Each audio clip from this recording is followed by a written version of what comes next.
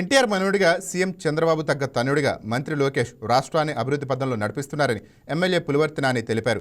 తిరుపతి జిల్లా చంద్రగిరిలో లోకేష్ జన్మదిన వేడుకలు ఘనంగా నిర్వహించారు. ఈ సందర్భంగా కార్యకర్తలతో కలిసి చంద్రగిరి ఏరియా ఆసుపత్రిలో రోగులకు బ్రెడ్లు, పళ్లు పంపిణీ చేశారు. విద్యా వ్యవస్థలో ఆయన తీసుకువస్తున్న మార్పులు సామాన్య కుటుంబాల పిల్లలు కూడా ఉన్నత స్థాయి చేరటానికి దోహదపడతాయని ఎమ్మెల్యే నాని ఆకాంక్షించారు.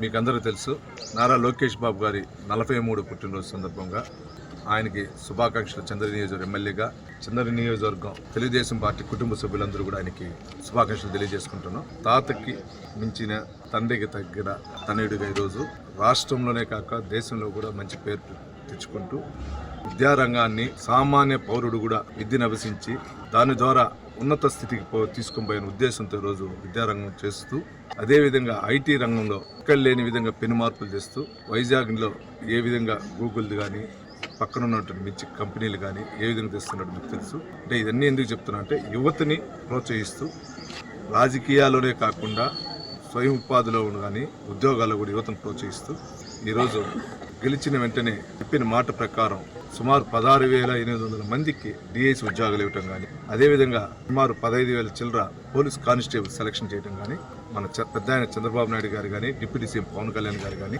లోకేష్ బాబు గారు ముగ్గురు కలిసి ఈరోజు రాష్ట్రాన్ని ముందుకు తీసుకుపోతాం. అటువంటి వ్యక్తి ఇంకా మంచి ఆరోగ్యాలు ఇస్తూ ఇంకా ఉన్నత మన కలియుగమైనటువంటి వెంకటేశ్వర స్వామి, కాణిపాక వినాయక స్వామి,